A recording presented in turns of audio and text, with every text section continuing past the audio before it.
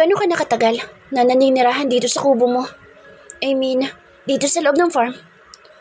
Naisipan ni Krisa na pasimpleng usisain si Ryan tungkol sa ikinukwento ni Mary Rose noon na may ibang tirahan daw ito at posibleng may asawa at anak na. Habang kumakain sila ng lunch dahil rest day lang pareho. Wala man silang relasyon, gusto pa rin niyang makasiguro na wala siyang masasagasaang pamilya kapag naglandian silang dalawa. Dahil aminado si Krisa na yung nangyari sa kanila sa silid noong nakaraang linggo, malakang posibilidad na mauulit. Sa estado ng puso niya ngayon na parang unti-unti nang nahuhulog kay Ryan, mas lalong mahirapan na siyang tanggihan ito. Ang hirap ko yung labanan ng nararamdaman niya ngayon. Pero mas mahirap kapag broken family. At iyon ang ayaw niyang maranasan ng anak na Ryan kung totoo man iyon kapag ipinagpatuloy niya ang ganitong setup nila ng boss niya. May 3 taon na rin yata. Kaswal nitong sagot bago sumubo ng pagkain. Tumangutango ang dalaga. Hindi pa naman pala ganoong katagal. So, saan ka nakatira dati bago ka lumipat dito? Tumingin sa kanya si Ryan na parang natigilan sandali. Bakit mo na itanong? Nothing. She shrugged. Baka lang maisipan mong bumalik doon at naghahanap ka ng isasama. Willing ako. At saka pabiro niya itong kinindatan. Napapangiti na umiling lang ito. Wala pa ako sinasamang babae sa bahay na iyon. Gusto ko kasi, asawa ko na isasama ko roon. So, he looked at her teasingly. Willing ka pa rin ba? Automatikong nag-blush si Krisa nang siya naman ang kinindatan nito. Napawi tuloy ang mapaglarong ngiti sa mga labi niya. Ikaw, kung gusto mo maging asawa isang katulad ko, why not?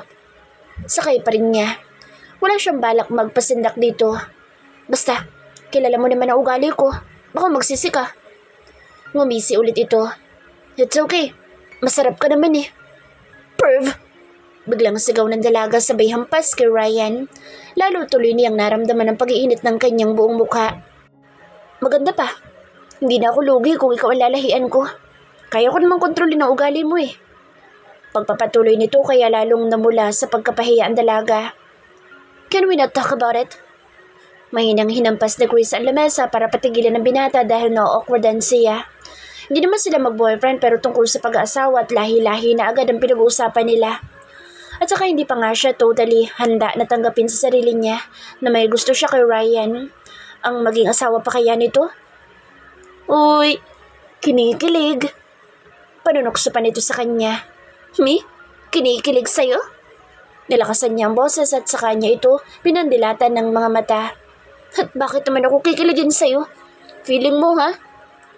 Kasi may gusto ka sa akin. Ito naman ngayon ang may pagkakataon na asarin siya. Samantalang noong nakaraang linggo lang parang linyahan niya ang mga iyon at ito ang pikon na pikon sa kanya. Aminin mo na kasi, wala namang masama kung magkakagusto ka man sa akin. Single naman tayo pareho. At saka, we're both attracted sa isa't isa, di ba? Napagniwi kunwari si Krisa kahit ang totoo'y nagsimula na namang magregudo ng puso niya. Saan ka kumukuha ng kapal na mukha mo para sabihin sa akin ng mga iyan? Yes, I admit na attracted din ako sa'yo. But it doesn't mean na gusto na kita ha? Inis na inabot niya ang tiyan at dibdib nito at saka pinagkukurot. Huwag kang feeling gwapo. Pero imbis na umilag ay tumawa pa ng malakas si Ryan na halatang aliw na aliw sa kanya. Ikaw talaga, masyado kang bayulente. Kaya siguro wala kang boyfriend kasi natatakot sa'yo mga lalaki. Walang yata itong hindi tinatabla ng pagiging arugante mo. At hindi ko rin naman talaga kailangan ng boyfriend, no? Kumalukip-kip si Krisa habang tinataasan ng kilay ang binata. Eh bakit ikaw? Wala ka rin namang girlfriend. Siguro dahil sa kalandian mo. I don't need a girlfriend too. Akala niya hindi nito papatulan ang pabiro na paratang ng dalaga. Pero tinutuo yata nito sinabi sa kanya kagabi na kailangan pa nilang mas kilalanin ang isa't isa kung gusto ni Krisa na tumagal siya roon na 1 taon. Bakit? Dahil may asawa at anak ka na? Walang prenong sagot ni Chris at kitang-kita niya kung paano pinanlakihan ng mga mata si Ryan at natigilan pa sa pagtawa. Ngunit ipinagtaka niya ang pigil ng ngiti sa mga labi nito. At saan mo naman nasagap ang ganyang balita? Just answer me. Yes or no? Ilang sandaling tinitigan siya ng matiim na Ryan bago ito natatawa na umiling. Wala akong asawa. Kahit kumuha ka pa ng senomar ko. Kitang-kita naman niya na hindi ito nagsisunungaling kaya siguro ganoon na lang kung matuwa ang puso niya. Kahit hindi pa siya sigurado kung para saan iyon. Okay, naniniwala na ako. Pero ang tungkol naman sa anak mo raw, is it true? Lalong tumiim ang tingin ng binata kay Krisa nang sumeryoso ang mukha nito. Hindi ko yan sasagutin. Malalaman mo din ang sagot kapag sumama ka sa akin sa susunod na linggo. May pupuntahan tayong party. Hindi siya umimik. Gusto niyang matuwa dahil niyayaya siya nito sa isang okasyon pero sa kabila noon ay parang may kumukurot sa puso ni Krisa. Hindi kasi sinagot ni Ryan ang tanong niya. Ibig sabihin lang noon ay totoo nga na may anak na ito. Pero kung ganoon, sino naman ang nanay kung wala daw itong girlfriend o asawa? Hindi kaya anak nila ng Ivy na iyon? Ramdam ni Krisa na biglang sumama ang timpla ng mukha niya. Kanina lang ay ganado siyang kumakain pero ngayon parang biglang nawala ang panlasa niya at tumamlay siya ng bahagya. Hindi lang siya sure kung napansin din ba iyon ni Ryan. Basta naramdaman na lang niya na inusog nitong upuan palapit pa sa kanya at inakbayan siya. Masuyo pa nitong hinalikan ng pisngi niya. Ano? Sama ka sa akin next week ha? Para matigil na yung pag-i-interrogate mo sa akin. Hindi niya alam kung tatango ba o iiling. Kapag tumango siya, baka madismaya lang siya sa matutuklasan. At kapag umiling naman siya, mawawala na rin ang tangan paraan para malaman niya ang mga sekreto ng boss niya at ang iba pang inililihim nito. Napakasap mula sa malalim na pag-iisip si Krisa nang may maramdaman siyang parang mga labi na humalik sa leeg niya. Hinalikan pala siya ni Ryan sa parteng iyon. Ayoko kasi magkwento lang. Gusto ko yun talaga nakita at nasaksihan mo. Okay. Namalaya na lang niya na napatango-tango na siya. Now it's my turn. Sabi nito kapag kuwan, sabay tingin kay Krisa. Paano ko makakasiguro na wala ka nga talagang boyfriend o asawa at anak katulad ng ibinabato mo sa akin? Tinasan niya ito ng kilay. Sinasabi mo ba na dalhin din kita sa bahay para malaman mo ang totoo? Hinawakan ni Ryan ang kamay niya at saka hinalikan na naman siya sa pisngi. Ngunit nahuli niya ang pasimpleng pagsulyap nito sa mga labi niya. Pakiramdam niya tuloy ay kinilig siya. Magsasalita pa sana ito nang bigla na lang silang may marinig na sunod-sunod na katok mula sa labas ng pinto. Saka lang nakahinga ng normal ulit si Krisa. Ako na. Presenta nito kasabay ng pagtayo at pagtungo sa pinto. Masyadong okupado ang isip ni Krisa sa mga pinag-usapan nila ni Ryan kanina. Kaya nawalan siya ng interes na alamin kung sino ang nasa labas. Kung hindi niya lang narinig at nakilala ang boss ni Mary Rose. Sorry po sa storbo, Sir Ryan. Alam ko na-resting niyo ngayon. Ng boss ng secretary. Pero may unexpected visitors po kasi ang dumating. At kayo daw po, ang general manager ang gusto nilang makausap before sila magdesisyon kung mag-stay ba rito ng matagal. Sinabi ko na nga na ako nang kakausap sa kanila pero ayaw pa rin pumayag. Natigilan sandali si Krisa dahil boses iyon ni Angelo. Formal iyon na parang napipilitan lang makipag-usap kay Ryan dahil sa trabaho. Okay, magbibihis lang ako. Maya-may narinig niya ang sagot ng binata kay Mary Rose. Muna ka na sa lobby. Sabi pa ng binata na narinig ni Krisa bago ito lumapit sa kanya. Ayos lang ba kung iwanan kita sandali? May harapin lang ako mga bisita. Bago pumasok sa silid para magpalit ng damit ay lumapit muna sa kanya si Ryan para magpaalam. Mabilis namang tumango si Krisa. Of course, matutulog na lang ako pag alis mo. Saka na natin panoorin ang bagong series sa Netflix. Napansin ni Krisa na parang natigilan sandali si Ryan. Lumambot ang anyo nito. Oh, oo nga pala. Manonood nga pala sana tayo ng Netflix, no? Hindi sumagot si Krisa. But it doesn't mean nagagalit siya na alis ito at hindi matutupad ang pangako nito na sa buong araw ng rest day nila ay wala silang ibang gagawin kundi ang mag-relax at magpahinga. Hindi lang talaga siya nagsalita dahil biglang sumama ang mood niya nang makita niya na pumasok sa sala sina Mary Rose at Angelo. Ngumiti at kumaway sa kanya si Mary Rose. Binati pa nga siya nito bago ito nagpaalam ng aalis. Pero si Angelo, kakaiba ang tinging ipinukol nito kay Krisa. Sabagay dati pa naman talaga ito, may gusto sa kanya. Pero natatakot lang siya dahil bantay sarado siya ng pinsan nito. Kung gusto mo, Miss Krisa, ako na lang sasama sa'yo sa panonood ng Netflix. Para hindi ka antukin o mabore kapag wala kang kasama. Kapag kuha na lakas na loob na swestyo ni Angelo. Sinamantala yata nito na nasa loob ng silid ang pinsan kaya kinausap siya. Pero malas lang ni Angelo dahil mabilis na nakalabas ng silid si Ryan. Napansin yata nito ang pagsimangot ng dalaga kaya lumapit ito sa kanya at pinisilampis niya upang pangitiin. At hindi naman niya ito binigo. Sumama ka nilang pala sa akin. Kailangan ko rin ng personal assistant. Deklara nito kapag kuwan. Baka hindi kayanin ni Mary Rose dahil marami na siyang kailangan pang gawin. Ha? Pero day off ko today, di ba? Gusto ko magpahinga. Reklamo ni Krisa habang nanghahaba ang uso. Wala pa naman ako sa mood lumabas. And besides, hindi pa ako naliligo. Bulong lang niya sa likod ng tanga nito dahil hindi niya iyon kaya iparinig kay Angelo. Okay lang yan. Mabango ka pa rin naman. Gumuhit ang makahulugang ngiti sa mga labi ni Ryan nang tudyuin siya. Pabulong lang din iyon para tuloy silang naglalambingan sa paningin ni Angelo na nakamasid lang sa kanila. Bakit kaya hindi pa ito umaalis? Sumama na lang sana kay Mary Rose. Hindi niya talaga gusto ang pagmumukha nito. Kung hindi lang siya natatakot na baka ikatanggal niya sa trabaho o ikasira ng reputasyon ni Ryan, matagal na niya itong pinatikim ng kasumpa-sumpa ng mga salita. Sobra pa ito sa manyakis kung titigan siya ng malagkit sa tuwing nagkakatagpo ang mga landas nila. Nakakainis talaga ang lalaking ito. Alam na alam kung paano siya paikutin. Tumbok na tumbok nito ang kahinaan niya. Nope. Magbubuhos lang ako sandali then susunod na ako sa'yo. Promise, mabilis lang ako. No! Napalakas pa ang pagkakasabing iyon ni Ryan. Magpalit ka na lang. Maganda at mabango ka pa nga rin kahit gabi na. Kaya huwag ka mag-alala kasi pareho lang naman tayong hindi pa naliligo. Tinanghali na kasi sila ng gising na sinasadya naman talaga nila tuwing day off para naman makapagpahinga ng maayos. Hindi na nakakontra pa si Krisa dahil ang binata na mismo naghila sa kanya papasok sa silida. Panonoorin mo talaga ako habang nagbibihis? Masungit na sita niya sa binata dahil para itong gwardiya sibil na nakatayo sa may pinto at nakatingin sa kanya na naguhubad ng damit. Hindi tuloy siya makatingin ng diretso kay Ryan dahil hindi naman ito nakinig sa mga sinabi niya. Akala ko ba huwag ako maguhubad sa harapan mo? Pero kapag ikaw pwedeng tumingin? Dagdag sitapan niya. Sa sinabi niyang iyon ay saka lang ito tumalikod at tumarap sa pinto. Binilisan naman ni Krisa ang pagbihis. I'm done. Untag niya rito.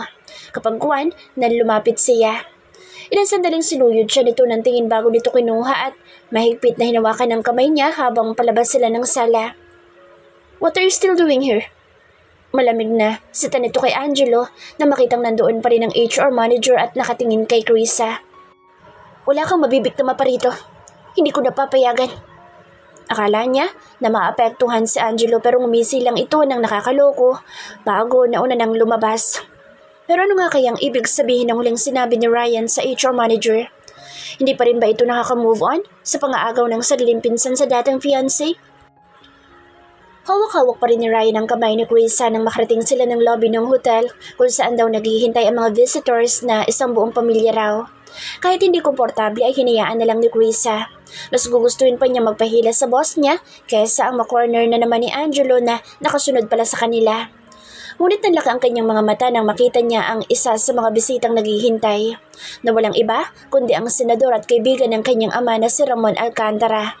At hindi ito nag-iisa dahil kasama rin ito ang anak na babaeng pinatalsik niya noon sa eskwelahan nila. Hindi niya alam kung bakit bigla siyang kinabahan nang maalala niya ang huling banta sa kanya ng babae bago ito tuluyang lumayas sa universidad na iyon. I swear, you'll pay for this, bitch! Sa kahit anong paraan, kagantihan kita. Hindi man ngayon, kundi balang araw kapag nag-cross muli ang landas natin. At bago pa man mapalingon ng mag-ama at makita siya, mabilis na bumitaw si Krisa sa pagkakahawak ni Ryan. Pupunta lang ako sa ladies' room. Nagmamadaling paalam ng dalaga. Halos takbuhin niya ang papunta sa banyo para lang makapagtago. Darn it. Aware naman siya na may bad karma din ang mga masamang pinagagagawa niya. Pero bakit kailangan dito pa siya makita ng mga taong nakalaban niya noon? Dahil ba nasa sitwasyon siya ngayon na walang kalaban-laban kapag binalikan siya ng mga ito? You're hiding. Napaigtad si Krisa nang marinig ang pamilyar na boss na iyon na sumulpot na lang mula sa kung saan. At nang lumingon siya ay lalong umasim ang kanyang muka nang makita niya sa Angelo. Sinusundan mo ba ako?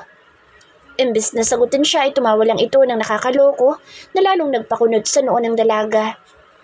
May nakakatuwa ba sa sinabi ko? I said, you're hiding. Hindi siya bingi para kaila ipaulit kay Angelo sinabi nito kanina. Gayunpaman ay nagtataka pa rin si Krisa dahil parang may ibig sabihin nito. At alam ko kung sinong pinagtataguan mo. Miss Monterial. So don't deny it. Pananamantala nito sa pagkaumid niya ng dila. Gayunpaman ay wala pa rin siyang balak na magpasindak sa lalaking ito. Magdadanay at magdadanay siya hanggat kaya niya. Wala akong alam sa sinasabi mo. Kago ka. So shut up. Lalo lang siyang tinawanan ni Angelo.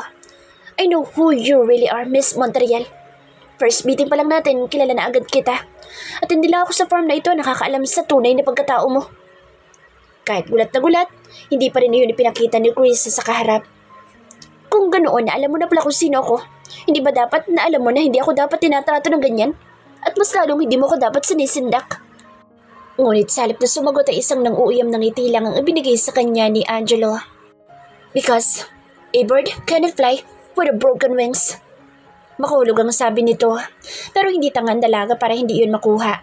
Tila nagsasabi nga ito ng totoo, na alam nito kung sino ba talagang isang Chris sa Montreal. She cursed silently. Paano kaya nalaman ng kubag na ito tungkol doon? Ngunit ang isa pang mahalagang tanong na kailangan niyang malaman ay kung sino pang tinutukoy ni Angelo na nakakaalam din daw ng katotohanan tungkol sa pagkatao niya. Humugot siya ng malalim na hininga para payapain ang sarili. If you really know me, Sir Angelo, alam mo na hindi mo ako matatakot ng ganyan lang. Baka hindi mo pa alam kung sino-sino na mga kumalaban sa akin pero napabagsak ko. And for your information, alikabok ka lang kumpara sa kanila. Sa isang ihip ko lang siguradong babagsak ka. Pagkakataon naman ngayon ni Krisa ang umisi na makita niya na pinamulahan ng mukha ang lalaki dahil sa pangiinsulto niya. Pero agad itong nakaisip ng pambawi. Magagawa mo kaya yun? Kung kahit ang sariling ama mo itinatakwil ka na? Kaya ka nga ipinatapon dito, di ba? At ano kaya sa tingin mong gagawin ng mga taong pinagtataguan mo sa lobby kapag nalaman nila na ang taong matagal na nilang gustong paggantihan ay nandito? At walang kalaban-laban. Krisa gritted his teeth. Ang mga sinabi ni Angelo ang malakas na nagpapatunay na talagang kilala nga siya nito. What do you really want? Why are you doing this to me? Kung first meeting pa lang natin ay kilala mo na ako, bakit nagpakita ka pa rin ng interes sa akin? Alam mo na hindi makagaya mo ang hindi ko papatulan, Sir Angelo. Walang ligoy na saad niya sa tonong ng uuyam. Because I like you. So that's why. Kaya gusto mo ko i-blackmail? Lihim na nakuyom ng dalaga ang mga kamay niya. Akala mo ba gagana sa akin yun? Ha? FYI, kahit itakwil pa ako ng buong mundo, I don't care. Kaya ko ipagtanggol ang sarili ko. Ngumisi lang si Angelo na parang punong-puno pa ng kumpiyansa. Aware ko naman siguro sa patakaran dito sa farm na kaming dalawa ni Ryan ang pwede mag-hire ng aplikante. Pero pagdating sa pagta-terminate ng mga empleyado, nasa akin ang huling desisyon. So walang magagawa ang boss mo kung tanggalin man kita ngayon, Miss Montreal. At ibaban ka dito sa farm habang buhay. Aware nga siya sa bagay na iyon at hindi naman sana iyon big deal kay Krisa. Gusto niya isigaw sa mukha ni Angelo na gawin ito ang gustong gawin dahil kaya din naman niyang sirain ang buhay nito kung gugustuhin niya. Pero nakita ng dalaga na seryoso ito sa pagbabanta. Kapag nagkataon, handa na ba siyang bumalik sa poder ni Don Miguel na wala pang nararating? At ang isa pa sa inaalala ni Krisa ngayon, kaya niya na bang malayo kay Ryan? Ngayong nasanay na siya nakasama ito sa araw-araw? Date me, or else. Lumapad ang pagkakangisi ng walang hiyang HR manager nang mapansin nito kung paano natigilan ang dalaga. Mukhang basang-basa nito ang tumatakbo sa isipan niya ng mga sandaling iyon. I'll fire you right away. Do you think I'm scared? Palaban pa rin na sagot ng dalaga. Hindi ang isang HR manager lang na kagaya mo ang magpapasindak sa akin, bastard! Tama, isang hamak na HR manager lang ako dito. Ngumisi ito na parang demonyo. What my family owns it. Kahit itanong mo pa sa mga empleyado dito. Wala siyang nakikitang dahilan para gumawa ito ng kasinungalingan tungkol doon. At kita naman iyon sa mukha nito kaya naniniwala siyang pamilya nga nito ang may-ari ng farm. Napatiimbagang siya. Kung nakamamatay lang ang tingin na ipinukol niya kay Angelo, baka kanina pa ito pinaglalamayan. Damn you! Nakangisi na inilapit nito ang mukha sa mukha niya na halos wala ng distansya. Pero hindi nagpatinag si Krisa. Just yes or no. Madali akong kausap. Gusto niyang manginig sa galit. Sa tanang buhay niya, sa mula ng talikuran niya ang pagiging nerd, never niyang naranasan ang ma-blackmail dahil gawain niya iyon. Ngayon na lang niya uli naramdaman na maging helpless. Yung feeling na wala siyang magawa kahit meron naman. Sabi na nga ba talagang kapag na-involve ang puso, pwede naman siya mag-no at umuwi na lang sa poder ni Don Miguel. Kahit papaano, handa na si Krisa na lunukin ng pride. Makaganti lang siya sa demonyong Angelo na ito. Ngunit paano si Ryan? kung bakit kasi hindi na niya kayang malayo rito. Ngayong hindi pa man malinaw sa dalaga kung ano ba talaga ang feelings na meron siya para sa binata. Sigurista akong tao. Kailangan ko ng written agreement. Nagngangalit ang ngipin na sagot ni Chris sa kapagkuhan. At sa paraan ng pagngisi ni Angelo, siguradong sapat na ang sinabi niyang iyon para maintindihan nito ang sagot niya. Ipapadala ko iyon sa iyo bukas na bukas din. Pero may isang kondisyon pa ako. Tiningnan niya ito ng matalim. Sabihin mo na agad at lumayas ka na.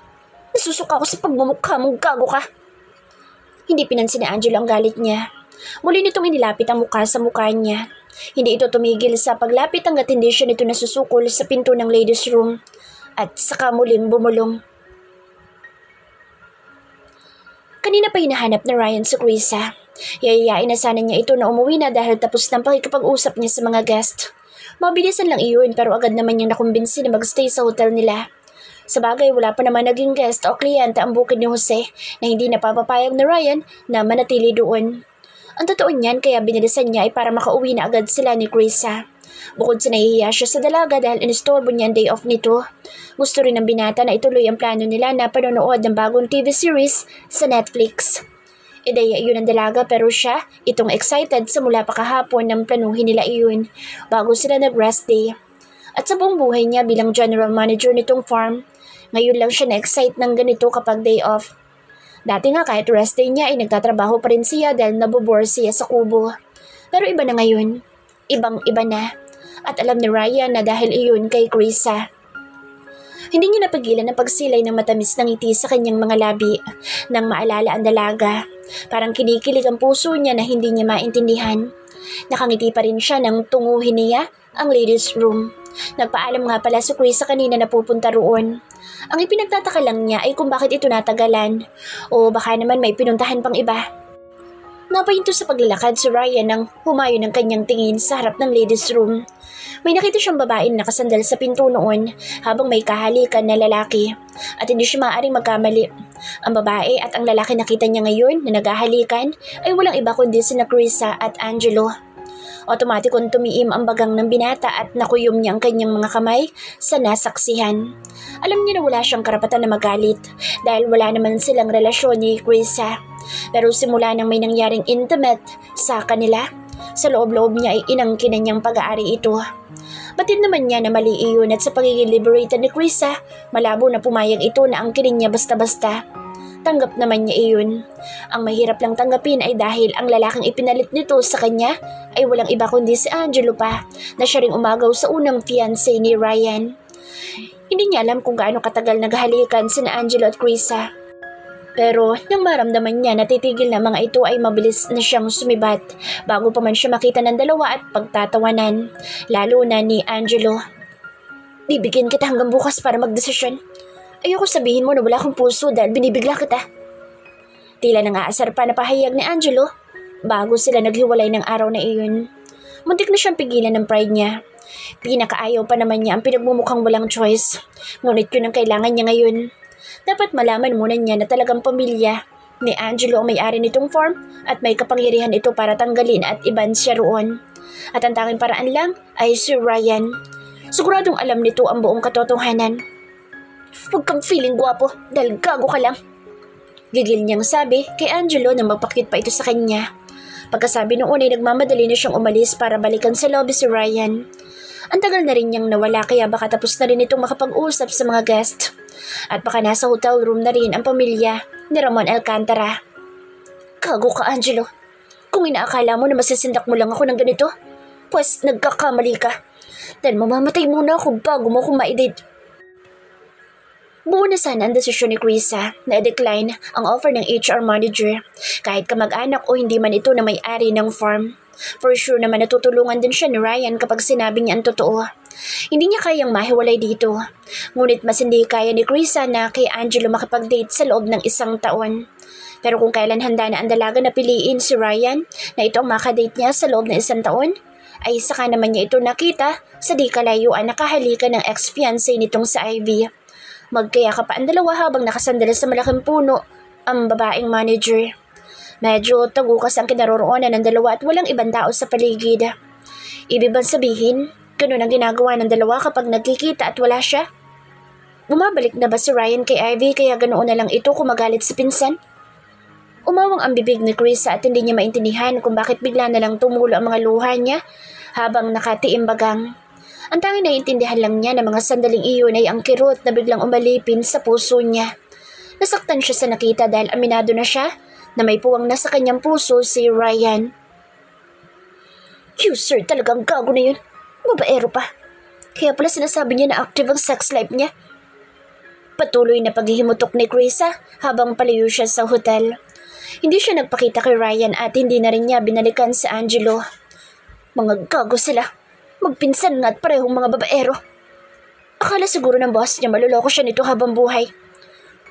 Muling tumulo ang mga luha ni Krisa dahil sa galit na nararamdaman. Hindi niya alam ang pupuntahan basta walang tigil ang paglalakad niya. Hindi na siya babalik pa sa bahay na iyon ni Ryan. Gusto nga sana niya na umalis na lang sa lugar na iyon. Lunukin ang pride at humingi na ng tulong sa ama para magpasundo na. Ngunit kapag ginawa niya iyon, aalis siya na hindi man lang naisalba ang pride niya. Patuloy siyang pagtatawanan ng Ryan na iyon dahil sa katangahan niya. Huminto sa may waiting shed. Malapit sa entrance ng farm si Krisa nang makaramdam siya ng pagod sa paglalakad. Nagsimula na rin umambon sa paligid. Bakit ka ba nagagalit kay Ryan? Wala naman kayong relasyon, di ba? Maya-maya sabi ng isip niya ulit habang nagmumuni-muni siya sa waiting shed na iyon. Kaya hindi kanya niloko. May feelings ka lang sa kanya kaya nasasaktan ka ng ganyan. Well, tama naman ang isip niya. Hindi naman siya dapat na nagre-react ng ganito dahil hindi naman niya nobyo ang boss niya. At least nalaman niya nang mas maaga na wala rin pala ito ipinagkaiba sa first crush niya noon sa Italy at sa lalaki na one night stand niya noon sa bar. Ngayon ang gagawin niya, magpanggap na lang na wala siyang nakita kanina. Pero hindi na siya makikitira sa kubo na iyon at never na rin siya magpapauto sa boss niya. Pero ang tanong, hindi ba siya lalabas na kawawa kapag iniwasan na nga niya si Ryan at tuluyan ng ilantad nito ang pagkakapagbalikan kay Ivy? Maninigas ka dyan sa lamig. Napaangat ang mukha mula sa pagkakapagtitigan sa basang lupa si Krisa nang marinig niya ang boses na iyon ni Angelo. Ang una niyang naisip na gawin nang makita ito ay itaboy niya. Ngunit isang ideya ang pumasok sa kokote ng dalaga. Hindi siya magiging kawawa sa paningin ni Ryan kapag nakita nito na may ipinalit na rin siya dito. Nandito ka ba para ialok pa rin sa akin ang deal mo? Yes, I'm still waiting for your answer. Binuksan nito ang pinto ng sakyan at bumaba at nilapitan siya. Then, it's a yes. At hindi mo na kailangan pa magpagawa ng written agreement. Tinasan niya ito ng noo. Kahit ang huling kondisyon mo ay hindi na rin kailangan. Dahil simula ngayon, hindi na ako titira sa bahay ng boss ko at magre-resign na rin ako as his personal assistant. But in one condition. Bigyan mo ako ng trabaho bilang kapalit. Napangisi si Angela at nangislap ang mga mata. Halatang ikinatuwa nito ang offer na iyon ni Krisa. Deal. How about being my secretary? With free hotel room? Hindi siya interesado sa mga huling sinabi ng HR manager. Pati raw ang libreng pagkain at lahat ng pangangailangan niya. Sapat na sa kanya ang may bago malilipatan at trabaho. So, kailan ako mag-start? Bukas na bukas din.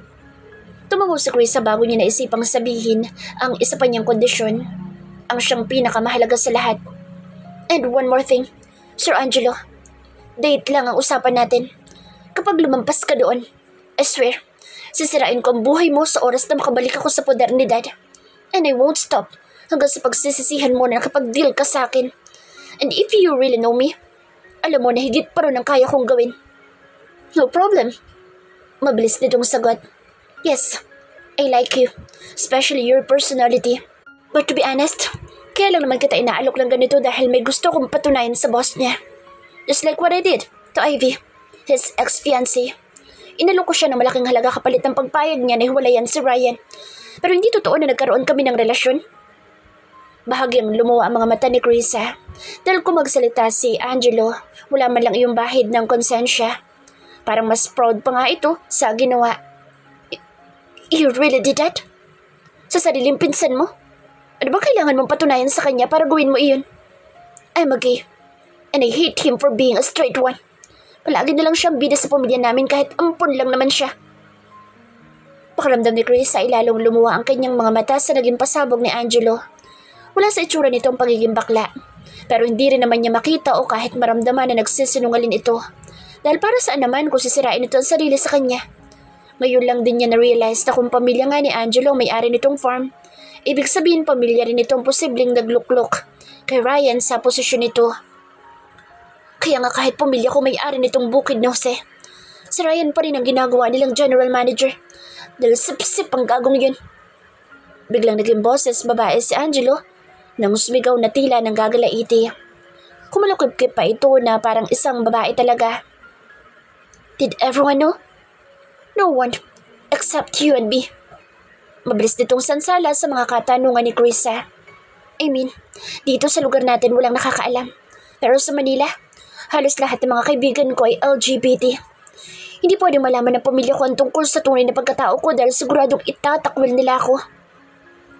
Hindi alam ng dalaga kung matutuwa ba dahil safe naman pala siya sa pagkikipag-deal niya kay Angelo. Hindi manganganib na baka pansamantalahan siya nito. O maawa dito dahil marami na siyang nakikilalang katulad dito na itinatago ang tunay na pagkatao. Kaya alam niya na hindi yun madali. O kaya ay maawa na rin kay Ryan dahil wala itong kamalay-malay sa mga pinaggagawa ng sariling pinsan.